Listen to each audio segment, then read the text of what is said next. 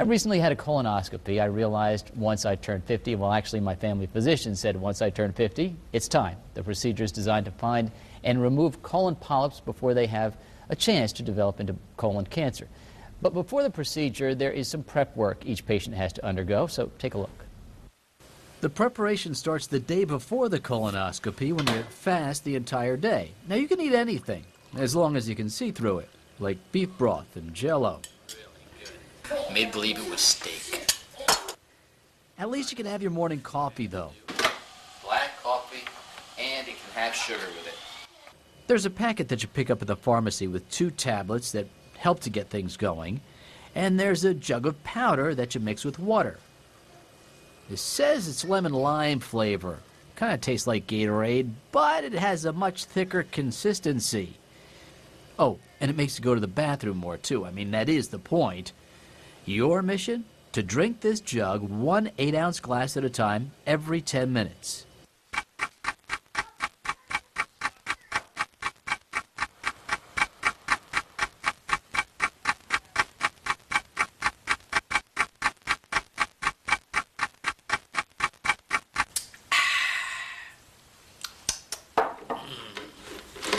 Now I'm set for tomorrow.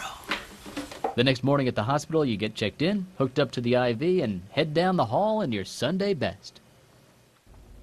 Dr. Tim Rorty now did the procedure. He joins me now with more on why it's important to get a colonoscopy. Doctor, thank you for joining us. Thank you. Good morning. And tell us, why is it important? Why should you have a colonoscopy? Well, colon cancer is the 3rd most common cancer in the United States, and it's also the 3rd most common cause of death from cancer in the United States. So with colonoscopy, what we're really looking for is not colon cancer so much as colon polyps. And colon polyps are small little abnormal growths that eventually, some of them will go on to become colon cancers. So by colonoscopy, we can interrupt that cycle, remove the colon polyps, and by removing the polyps, preventing the cancer from ever happening. And I said I got to that age, and 50 is the age, but there are other requirements too, like some folks should get it even earlier than 50, right? What are the ages? The average person, and by average person we mean with no family history of colon cancer, no family history of colon polyps, age is their biggest risk factor. So at age 50 is when we start to see more in the way of polyps, and that's when the screening guidelines begin. For other people, if they have medical conditions that may increase that risk of colon cancer, such as inflammatory bowel disease, then that may prompt a colonoscopy done in an earlier time. And you saw there that graphic, 150,000 new cases of colon cancer are diagnosed each year, is that correct? Unfortunately, each year in the United States, 150,000 new cases of colon cancer will be diagnosed, and approximately 50,000 people will die from the complications of colon cancer. So we have a graphic of what your colon looks like. I mean, what it looks like inside. Just a regular kind of, well, we all know what the colon looks like. Sure. It's right there. But how long is a colon? Well, if you stretched out the colon, it could be anywhere from 4 to 6 or even 8 feet. Obviously, it's more compact than that inside the body, but the actual length, if you stretched it out, would be about that long. And this technique of colonoscopy became the preferred screening technique. How many years ago, doctor? Probably just over about the last 10 years or so is when it really started to become universally accepted as the preferred way to screen for colon cancer. Colonoscopy started probably about 1970 or so, but with different developments and technological advances, it's really become the forefront for colon cancer screening. Now I got to tell you, what you're going to see, some of this is kind of graphic, so if you want to turn away from the screen, that's okay, but just keep listening because the information is important. Now this is what you're looking at, right? What are you doing right here, doctor? Right now we're in the middle of the colonoscopy. By that triangular shape, we can tell we're probably about in the mid part of your colon right now. And what we're looking for is any type of abnormality to the lining. Usually it's a raised area, which is a typical form of a polyp, but polyps can also be flat and not be raised up off the surface. So it's important that you saw how good a job you did with that preparation the night before, even though that's the most difficult part of this whole procedure is drinking that laxative the night before. It's probably the most important part because the better that is all cleared out by what you did the night before, the better look that I can get, and really the more valuable this procedure is to have done. And you can see I'm kind of out, and let's go to the other video because we do have a situation where I did have a polyp.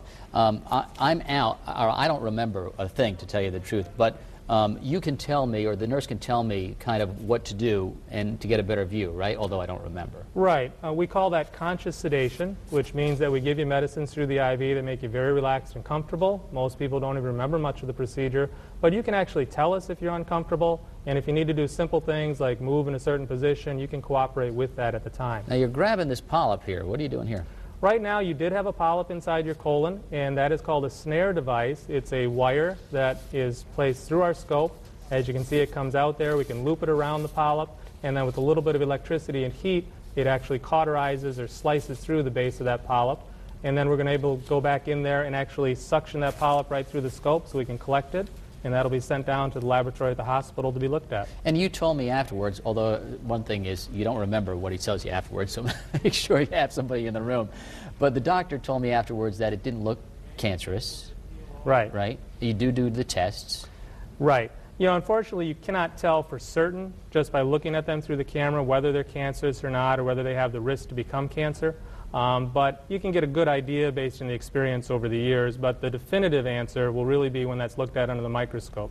Now, and then I asked after the procedure, well, is that normal to have a polyp? And you said, well, no, right? I mean, you want to be clean. Yeah. So I'll have to go to a colonoscopy again within a certain number of years, right? Like 3 years?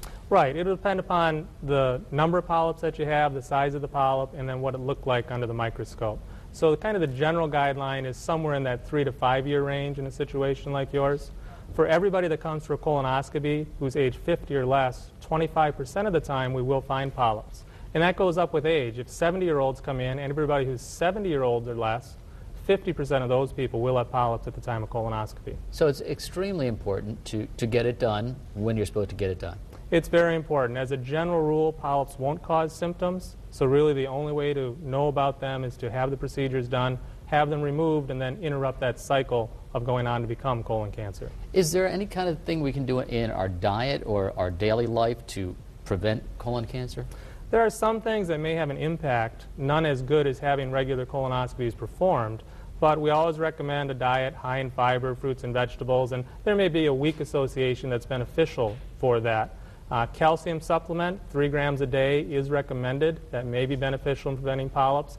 And then unfortunately avoiding a lot of things, avoiding alcohol, avoiding cigarettes, not being overweight, and having an active lifestyle are all associated with benefits for colon cancer. Well, doctor, thank you very much for joining us, and thanks for putting up with me after the surgery. You did a great job, My wife Pete. said to me, she goes, "You were talking so slow to him. Do you remember?" And I'm going, "No, I don't remember."